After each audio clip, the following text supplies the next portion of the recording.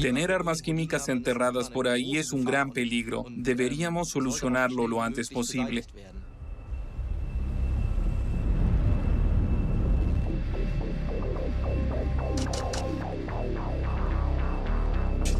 La idea de que se pueda estar paseando sobre tantas granadas a un solo metro de distancia era aterradora. En Alemania estamos hablando de unos 200 lugares así.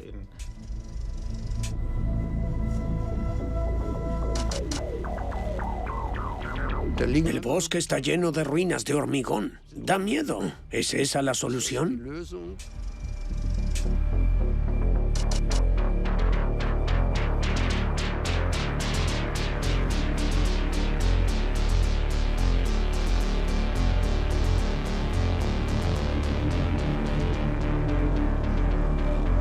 El área más tóxica de Alemania se encuentra en un bosque cerca de Münster, en las landas de Luneburgo. Ocultos bajo una carpa, se acumulan en el Dettlinger Teich una antigua mina de diatomita, bombas de gas oxidadas y granadas de gas tóxico de 2 guerras mundiales. La carretera permanece cerrada durante meses. Solo se permite la entrada de expertos en munición, con la presencia siempre de un médico de urgencias y una ambulancia. El distrito ha abierto la caja de Pandora.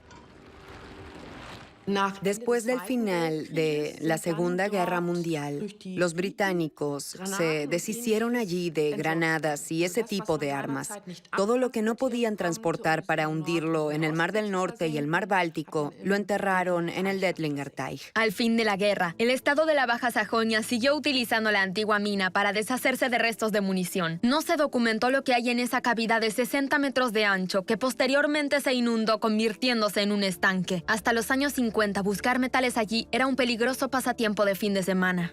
Al terminar la Segunda Guerra Mundial, había mucha necesidad económica y la gente de Münster iba allí a buscar metales no ferrosos. Esa fue parte de la razón por la que decidieron tapar el estanque. Fue en 1952. El equipo de remoción de artefactos explosivos sospecha que en este antiguo estanque hay hasta 20.000 granadas y bombas químicas. Durante décadas, este lugar permaneció oculto entre un denso bosque, accesible a cualquiera. Tal vez sencillamente tuvimos suerte de que nadie haya acabado aquí en las últimas décadas. Nos asustamos de ver la cantidad de granadas que había y lo amontonadas que se hallaban bajo la superficie. Hace 2 años, el distrito comenzó a destapar el antiguo estanque. Las investigaciones muestran que la calidad del agua se midió incorrectamente durante décadas. Inadvertidamente, el arsénico y otras toxinas se fueron filtrando en el agua subterránea. Nadie sabe cuántas armas químicas fueron enterradas en Alemania después de 1918. Sin embargo, las hay en muchos lugares del país. Por ejemplo, en este bosque, a 50 kilómetros al este de Hamburgo. El geólogo y geógrafo Johannes Preuss ha estado estudiando durante décadas el tóxico legado de la guerra. Tras la Primera Guerra Mundial, se quemaron aquí granadas llenas de químicos tóxicos. Johannes Preuss empezó a investigar este lugar hace 20 años. Esta es la tapa de una granada que se podía desenroscar. Podemos observarlo aquí. Desenroscaban la tapa. Después colocaban las granadas inclinadas en una zanja, como mi brazo. Se prendía fuego y los explosivos se derretían dentro y salía el recipiente de vidrio con el gas químico. La retiraban, drenaban el resto de los explosivos y los quemaban. Y lo que vemos aquí son básicamente capas de estas quemas. Hay muchas de estas tapas que se arrojaban luego aquí. Estas son más grandes, de mayor calibre y de menor calibre allá. Esto lleva aquí unos 100 años. La Primera Guerra Mundial fue una guerra de gases. El balance, 100.000 muertos por gas y más de 1 millón de heridos. En el transcurso de la guerra, los tóxicos se vuelven cada vez más pérfidos. En 1918, el último año de la guerra, 1 de cada 3 granadas que se dispara es de gas. Tras la derrota, Alemania todavía almacenaba grandes cantidades. Muchas armas de la Primera Guerra Mundial siguen desaparecidas hasta hoy. Otras fueron desmanteladas y quemadas. Estos pedazos grandes aquí son escoria fundida. Se originan durante la combustión. Alcanza una temperatura bastante elevada. Y esto es un relleno. Lo analizamos en el año 2000. Era dinitrobenceno. Aquí también hay una parte. El dinitrobenceno es un explosivo, pero sigue siendo tóxico. Al rellenarlo en aquel entonces, quienes trabajaban allí tenían muchas dificultades con el dinitrobenceno. Hay casos en los que mujeres jóvenes perdían de inmediato el conocimiento y en un caso una murió instantáneamente. Los gases de combate químicos se envasan en recipientes de vidrio que se introducen en las granadas. Johannes Preuss también encontró aquí fragmentos. Encontramos botellas de vidrio. Vimos la cabeza o la boca de lo que eran 1, 2 o 3 recipientes de vidrio verde. Colocamos los fragmentos sobre una piedra y aquí se quedaron. Pero ahora ya no están. Alguien se los ha llevado. Hay gente que sabe lo que son esas botellas. Un grupo de búsqueda de minas de las Fuerzas Armadas alemanas. Desde hace años, estos hombres buscan munición química en el campo de instrucción militar de Münster. Es una extensión muy grande. Esto nos llevará todavía 20 años de trabajo. Es muy peligroso porque en cualquier momento pueden emerger esos gases de combate. Pero estamos capacitados para hacer esta tarea. Tenemos la protección y el equipamiento adecuados. Por supuesto que también hay material explosivo. La munición está cargada y puede producirse una detonación. Münster es un bastión del oficio de la guerra, campo de instrucción militar y hasta la actualidad la mayor base del ejército alemán. Durante la Primera Guerra Mundial se encontraba aquí la mayor fábrica de armas químicas del Imperio Alemán. Una cuarta parte de todos los gases químicos para el ejército se probaban, fabricaban y se cargaban en la munición aquí. Después de la guerra, Münster desempeñó un papel clave en la eliminación de las armas químicas. La guerra había terminado y el grueso de la munición venía del frente occidental en Francia. Entonces, se dio la orden de llevar toda esa munición a Münster. Pero las tropas que regresaban todas a la vez en masa no lo hicieron. Se llevaron la munición de vuelta a sus correspondientes bases. ¿Qué fue lo que pasó? Que después había munición convencional y agentes químicos y nadie sabía dónde estaba qué. Hay al menos 35 bases donde había munición química en grandes cantidades. Y no sabemos qué ha pasado con los restos de esa munición. Es un problema que sigue sin resolverse. Un asunto preocupante. En Alemania se están oxidando cantidades desconocidas de munición química y no se sabe dónde. Después de la guerra, millones de granadas y bombas con agentes químicos fueron a parar a Münster. Aquí se cargaban en trenes y se arrojaban al mar. En octubre de 1919, una explosión provocó una catástrofe. Debido a esta cadena de detonaciones, que duró 3 días, se esparcieron más de 1 millón de granadas en todas las direcciones en un radio de 3 kilómetros. 1 millón de granadas. Muchas yacen aquí hasta hoy. En apenas un par de minutos, se dispara la alarma del detector de metales. La sonda ha enviado una señal. Es una sonda que detecta objetos de hierro. Por ahora, solo sabemos que hay hierro en el suelo. Si es solo una esquirla o algo que perdió un tanque hace décadas o munición, eso es lo que me toca ahora determinar. Aquí ya podemos verlo. Es la carcasa de un proyectil, pero está vacía. Eso significa que contuvo agentes químicos, pero ahora ya no queda nada. En este caso, tenemos la rara suerte de que todavía hay aquí restos de botellas. En la Primera Guerra Mundial, esta botella estaba llena de un agente químico irritante, el Clark. El Clark I, utilizado en la Primera Guerra Mundial, era conocido también como rompemáscaras. El toxicólogo Edmund Masser explica lo pérfidos que eran esos químicos. atravesaban las máscaras protectoras y entonces, debido a la irritación de los ojos, los soldados se arrancaban las máscaras de gas de la cabeza y entonces atacaban con un segundo agente, por ejemplo con gases asfixiantes que dañaban gravemente los pulmones. Desde hace décadas, el campo de instrucción militar de Münster está minado de Clark I y otros agentes químicos. La zona apenas está asegurada. Se confía en que la gente actúe con responsabilidad. Todo aquel que entre aquí sin permiso automáticamente está poniendo su vida en riesgo. Por la munición o por los agentes químicos, no se lo recomiendo a nadie. El pequeño escuadrón continuará buscando aquí munición tóxica durante algunas décadas más. Para la Segunda Guerra Mundial, Alemania también produjo armas químicas a gran escala. Se preparó a la población para una posible guerra de gases venenosos. El mortífero gas mostaza, cuyos efectos devastadores se conocían ya desde la Primera Guerra Mundial, juega un papel importante. Con el ascenso del nazismo hubo un rearme y se dijo que Alemania necesitaba agentes químicos para poder defenderse. Así que se construyeron fábricas y la munición se cargó con los químicos producidos allí.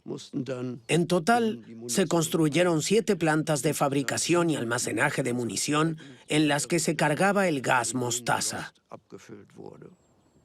También se producen agentes nerviosos como el tabún y el sarín, inventos alemanes con efectos terribles. Un video propagandístico de 1938 pretende demostrar la superioridad de las nuevas armas químicas. En escasos segundos, los centros motores del tronco encefálico se paralizan y se corta la respiración. Se producen violentos ataques de asfixia. Se deja de respirar mientras el corazón aún late. Al final, los nazis no utilizaron estas terribles armas en combate. Otras parecidas sí, en campos de exterminio.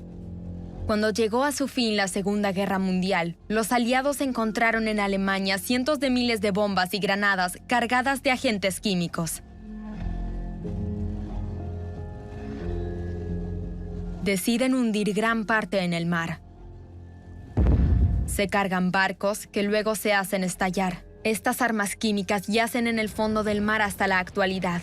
Solo frente a la isla danesa de Bornholm hay hasta 50.000 toneladas de gas mostaza, un gas bélico con efectos devastadores. Si estas sustancias entran en contacto con la piel sin protección, se producen quemaduras y ampollas. El problema es que si se inhala puede provocar un edema pulmonar tóxico, una enfermedad que puede provocar rápidamente la muerte. Después de la guerra, en el canal de Kiel, se cargan muchos barcos con armas químicas. Christel Schierholz vivió aquí de pequeña. Por estos rieles llegaban trenes de mercancías totalmente cargados con bombas de gas tóxico y granadas.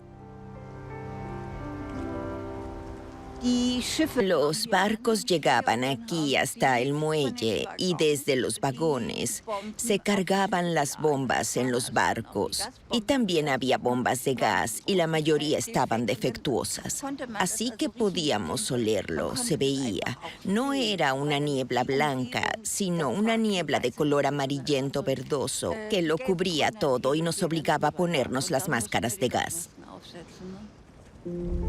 Christel Schierholz sigue sin saber qué gas venenoso era el que se fugaba de aquellas bombas. Tiene dificultad para caminar, una secuela de una enfermedad nerviosa que la afecta desde la juventud. Esta enfermedad comenzó cuando tenía 15 años. Es decir, después de que acabara la guerra y de que se cargaran las bombas de gas aquí. Ahí comenzó todo. Prácticamente llegué a tener una parálisis. Una doctora diagnosticó en ese momento que podría ser polio, pero venía y desaparecía. Y ahora, hace 20 años, se descubrió que tengo una neuropatía.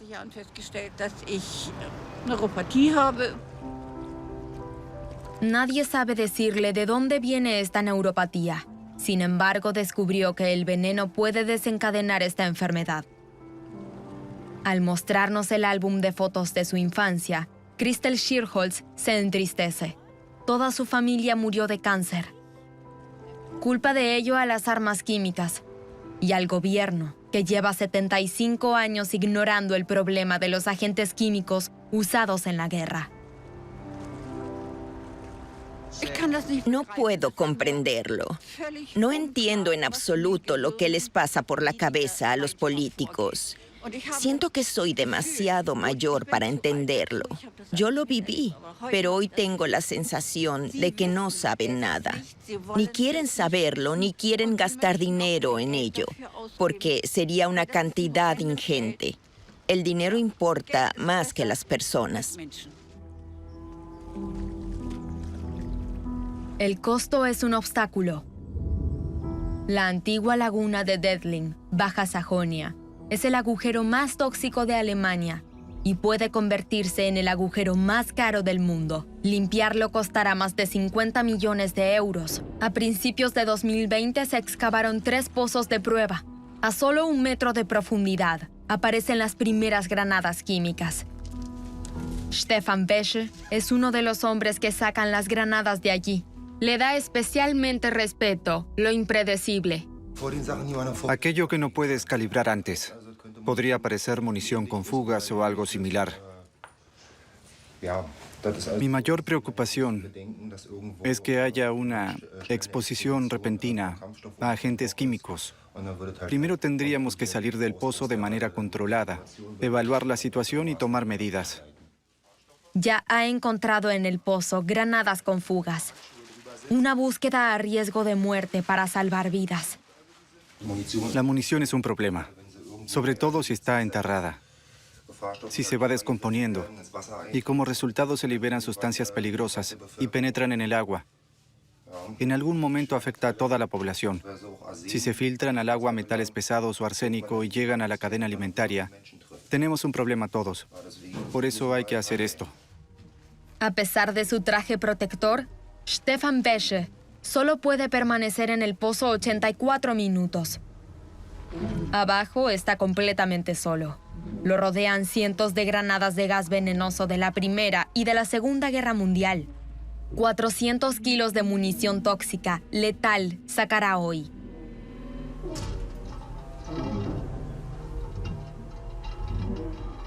Son sentimientos encontrados.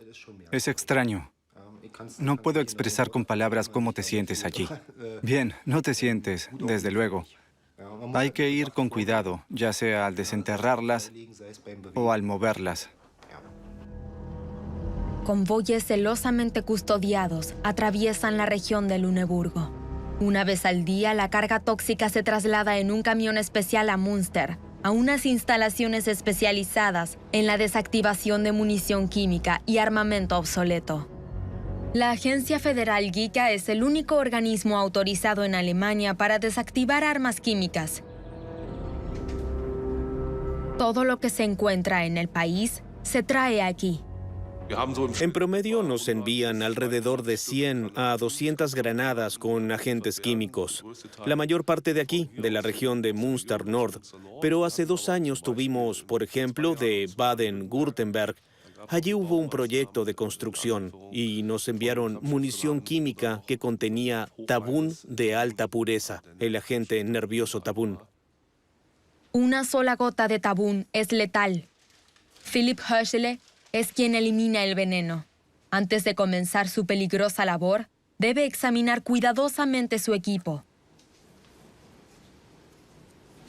Si aquí hubiera cualquier suciedad, impureza o estuviera dañado este plástico, podría entrar el gas bélico o cualquier gas peligroso o tóxico. Por eso es muy importante que aquí esté todo bien limpio, que la membrana esté bien. Höschele está presente en noviembre de 2019, cuando se abre aquí la primera granada en Dedling. También hay un médico de urgencias cuando él y sus compañeros comienzan a trabajar. Nos vestimos aquí, nos preparamos, después vamos para allá, entramos a la antecámara y agarramos la granada. La llevamos a la sala de fresado Allí colocamos el proyectil, lo sujetamos y ponemos a la altura correcta. Luego salimos porque es el turno del operador de la máquina. Él abre la granada y cuando está abierta, entramos, medimos el lugar para ver si tenemos alguna concentración de gases bélicos. Si está todo en orden, entonces vemos cuál es el contenido. Cuando esto se ha determinado, tomamos una muestra para el laboratorio y el contenido, el gas de combate se vierte en un recipiente que se sella para poder destruirse de manera segura. Al abrirse, se determina que la primera de miles de granadas de Deadling contiene fosgeno, un gas venenoso. El fosgeno daña los pulmones. Provoca que fluidos corporales ingresen en los pulmones, de tal modo que las personas afectadas se asfixian con sus propios fluidos corporales. La munición de la laguna de Deadling se almacena en las instalaciones de Geka. Si se confirma que hay 20.000 proyectiles químicos en este lugar, se necesitarán años para destruirlos todos. Y ya ahora la Geka está llegando a sus límites. Por eso el director cree que los responsables políticos podrían hacer más. Por supuesto que cuesta dinero, pero finalmente tiene un entorno más seguro. No es un resultado visible directamente y tal vez por eso es un tema incómodo, pero hay que hacer algo. En Alemania hay muchos lugares contaminados de los que nadie sabe nada. Como por ejemplo aquí, en Berlín, Hasselhorst.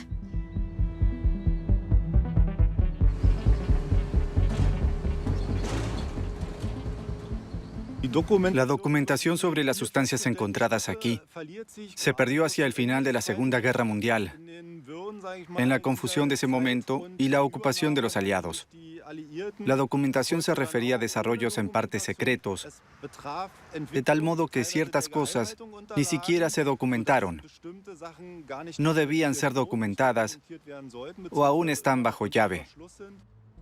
Berlín ignoró el asunto durante décadas y no quiso resolver nada a orillas del río Havel. Recién ahora que una inmobiliaria planea construir viviendas, el tema se pone en movimiento. La empresa examinó el sitio en 2018 en busca de bombas sin estallar y encontró restos tóxicos.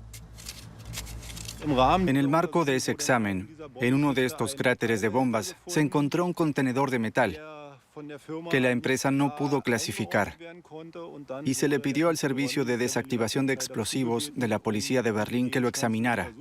Finalmente, se determinó que el contenedor contuvo Clark I, un agente de guerra química. Después de dar con el tóxico, la constructora buscó la ayuda de un experto. Alfred Krippendorf, ingeniero y exoficial del ejército de la Alemania Oriental, está autorizado para manipular tabún y agentes similares. Junto a la obra se encuentra su laboratorio móvil, donde analiza las muestras de suelo. Hasta ahora tenemos que contar aquí con una contaminación muy fuerte de arsénico y también con el enterramiento de otros agentes como Clark I y Clark II en grandes cantidades. No es de extrañar. Durante la Segunda Guerra Mundial, hubo aquí una fábrica dedicada a la guerra química. Todavía quedan algunos edificios. Durante décadas a nadie le importó. La Administración Municipal de Viviendas de Berlín, propietaria desde hace tiempo del lugar, no hizo nada. Ahora, las autoridades dicen que es el nuevo propietario quien debe ocuparse del sitio contaminado. Pero la constructora no quiere asumir esa herencia, ya que posteriormente tendría que cargar el costo de ese legado tóxico a los propietarios e inquilinos de las viviendas.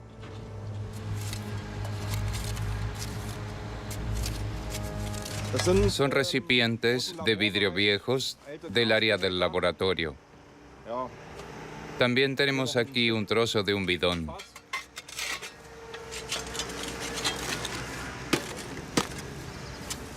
Son cosas que yacen aquí en el suelo. La tierra con arsénico se mete en toneles. Ya se han acumulado casi 1000 toneles. Para que no haya polvo, el área se riega constantemente. El tóxico también puede detectarse en el agua subterránea. Los toneles deben transportarse a Geka en Münster y destruirse allí. Los costos de saneamiento del sitio ascienden ya a decenas de millones. ¿Y qué ocurre con los terrenos vecinos? Justo al lado hay estudios de cine y del otro lado se está construyendo. ¿También pueden esperarse tóxicos en estas superficies? Lo que hay detrás de la valla o en la propiedad vecina no se sabe. Por supuesto, puede suponerse que la tierra allí también está contaminada. Por lo tanto, es de esperar que el nuevo propietario o las nuevas empresas que se instalen allí también lleven a cabo un intercambio de suelo. El suelo está contaminado con arsénico y, por supuesto, que sería bueno que todos lo hicieran. Nuevos análisis muestran que las áreas públicas también están contaminadas con arsénico, algo desagradable para el Ayuntamiento de Berlín. Después de décadas de inacción, los tóxicos de guerra salen a la luz. Puede salir caro.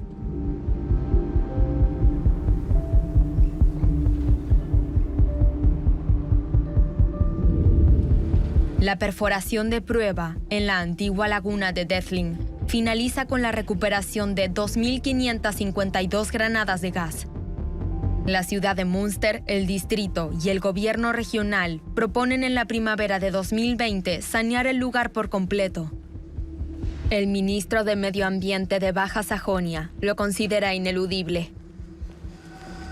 La dimensión es mucho mayor de lo que se sospechaba. Y ahora nos veremos en la situación, supongo, de tener que destinar al menos 50 millones de euros para eliminar lo que hay allí, lo que afortunadamente se realizará en las inmediaciones, y para así asegurar nuevamente esta área. Pero Liz no quiere que Baja Sajonia cargue a solas con los costos. El gobierno federal debe contribuir. Primero discutiremos con el gobierno federal sobre quién pagará. Es su obligación. O dicho de otra forma, para la población local debe estar claro que el dinero no impedirá que se haga. El gobierno federal debe saber que no cargaré con obligaciones del Estado central, sino que deben repartirse equitativamente entre los gobiernos federal y regional. El distrito de Örrel, en Münster, se encuentra muy próximo a Detling. Si algo sale mal en el pozo, la nube tóxica llegaría primero aquí. La alcaldesa de Münster y el concejal de Örrel hablan con los residentes.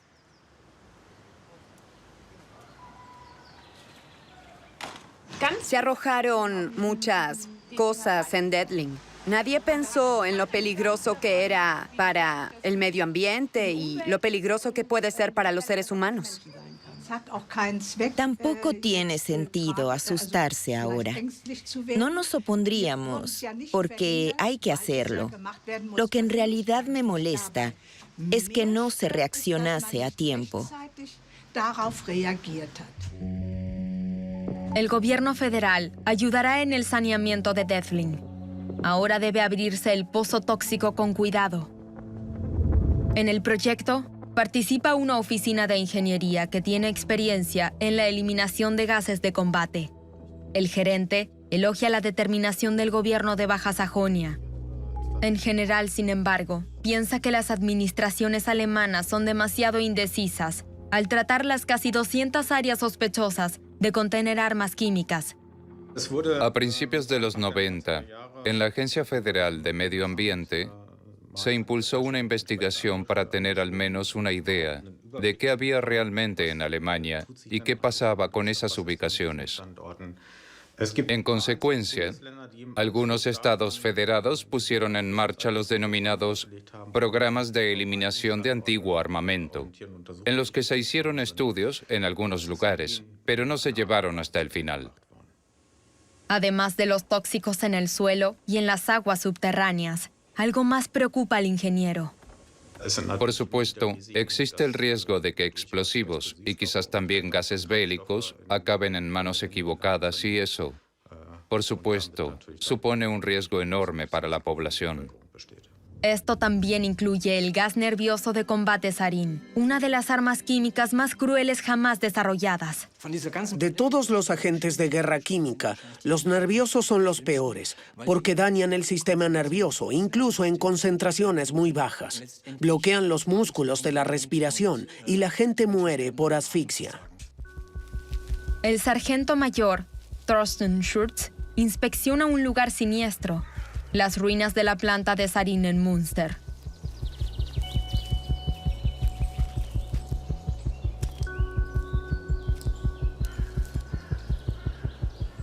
Estamos en la planta de sarín, donde se realizaron las pruebas para ver cómo se podía producir este agente químico de combate a gran escala. Finalmente, solo se produjo media tonelada, pero podrían haberse producido hasta 50 toneladas de sarín al mes. Durante la guerra, la fábrica de sarín se camufla como una granja. Desde el aire no hay señales de que los nazis estén llevando a cabo experimentos subterráneos con un arma espantosa. Cuando los británicos se apoderan del sitio al final de la guerra, continúan la investigación. Luego, se destruye la planta. Lo que hay en la superficie, al menos. Nadie ha examinado en profundidad este sitio. Nadie sabe qué hay aún aquí abajo. Si queda algo del equipo de laboratorio, materiales de producción o incluso municiones. Hasta la actualidad, nadie lo sabe. Y tampoco hay planes de explorar la fábrica de sarín. Demasiado costoso, dicen las Fuerzas Armadas. Hay botellas e instrumentos de laboratorio por el bosque. Nada se examina ni se elimina. Las Fuerzas Armadas rara vez inspeccionan el área. Hay otras tareas. No se sabe si han estado civiles aquí antes. Nadie fue sorprendido haciéndolo. Si lo atrapan, se enfrenta a duras penas. De todos modos, no se lo recomiendo a nadie porque sencillamente es demasiado peligroso. Aquí hay muchos escombros que quedaron de la demolición y te puedes caer en algún pozo y no ser encontrado jamás. Esto es enorme. Los campos de batalla de Francia están llenos de granadas de gas. Después de la Primera Guerra Mundial, millones de estas fueron quemadas en los bosques franceses. El geólogo Daniel Hubé investiga esta destrucción casi industrial. En 2015, el Ministerio de Medio Ambiente nos encargó oficialmente hacer visibles nuevamente los lugares donde se destruyeron industrialmente armas químicas. Se inició un inventario en al menos 50 ubicaciones que aún no ha terminado. En este bosque, cerca de Trélon, en el norte de Francia, se quemaron armas químicas. Probablemente cientos de miles de toneladas. En muchos lugares, desde hace 100 años no crece nada. Todo el suelo está lleno de municiones tóxicas y restos de vidrio. Sin embargo, cualquiera puede entrar en el bosque. Estamos aquí en un bosque estatal que está abierto al público. Este bosque contaminado es visitado con bastante frecuencia por recolectores de hongos. Así que la gente podría entrar en contacto con los desechos tóxicos. Tal vez niños pequeños se lleven los dedos a la boca después de jugar aquí. Los motivos por los que no se actúa son los mismos que en Alemania. Nadie quiere asumir la responsabilidad y los costos. Hay varias razones por las que aún no se ha atendido esta zona. En primer lugar, se trata de una contaminación que sucedió hace 100 años. La empresa responsable de la contaminación ha desaparecido. El departamento de guerra que dio la orden tampoco existe. Por eso, surge la cuestión del traspaso de responsabilidad. ¿Quién es responsable? ¿Y quién paga? Es casi cínico, pero los pequeños desastres despiertan al Estado francés.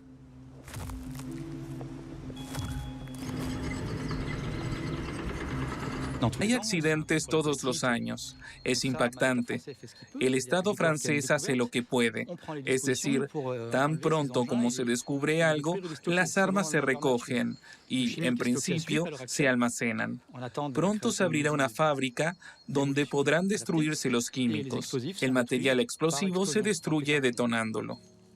En Francia, la eliminación de munición de guerra se controla y financia de forma centralizada. En Alemania, los responsables son los estados federados, cuyos presupuestos son muy variados.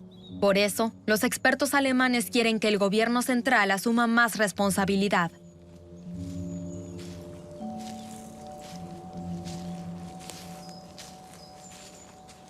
Siempre hay iniciativas de los estados federados a través de la Cámara Alta para que el gobierno central asuma los costos de la eliminación total de munición, pero son rechazados constantemente.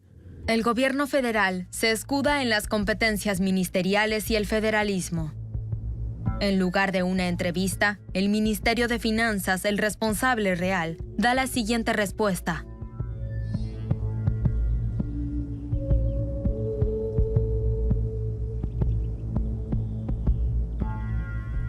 Y el Ministerio de Medio Ambiente se apresura a responder a ello.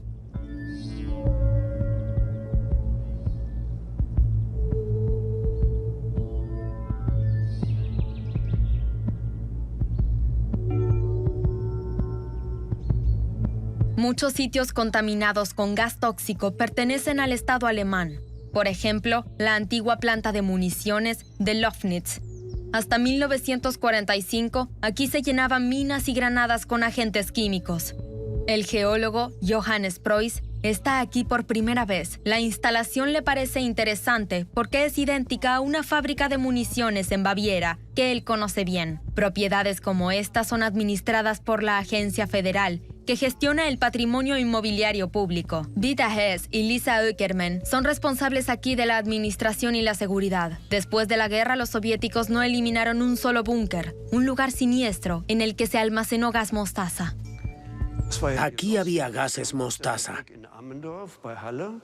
Provenían de la fábrica de Ammendorf en Halle y se almacenaron aquí en 7 búnkers. 6 de ellos tenían gas mostaza y un búnker o cisterna servía para el agente químico Clark. Y la actividad principal de esta planta era la producción de munición. Los proyectiles vacíos, minas y granadas se rellenaban aquí. Rojo prohibido, blanco permitido. Carteles como este indican qué zonas en la superficie de 100 hectáreas pueden pisarse o no. No hay documentos de la antigua planta de municiones. Por eso, Johannes Preuss utiliza como orientación los planos de la instalación bávara. Las granadas de gas tóxico se hacían pasar en cintas transportadoras por túneles. Los escombros aún siguen por aquí. Después de la caída del muro, se valló el área. Una vez al mes viene alguien a revisar la cerca. En la década de 1990, se examinó el sitio.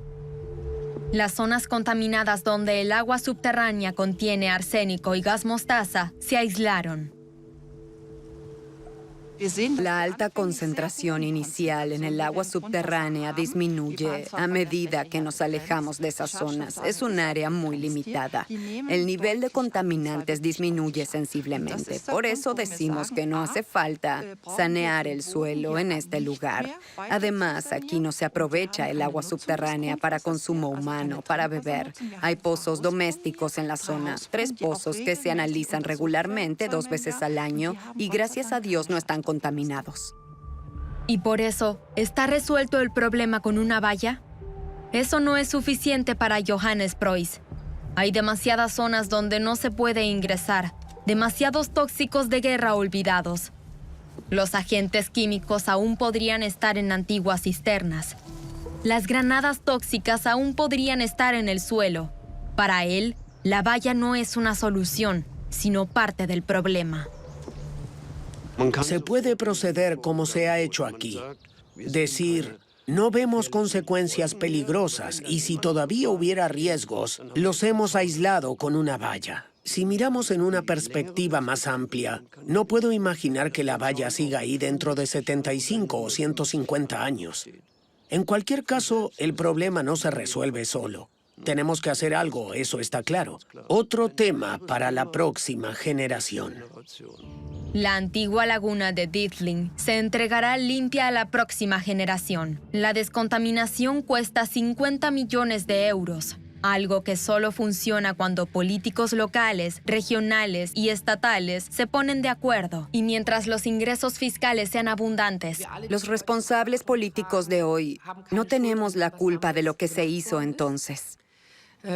Ninguno de nosotros sabe cómo habría actuado si hubiésemos vivido entonces, pero ahora nuestra responsabilidad es que se resuelva el problema.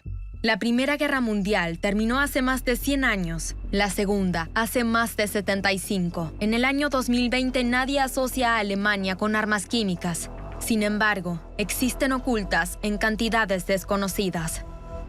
Me jubilaré y todavía habrá suficiente munición en Alemania que tendrá que desactivarse.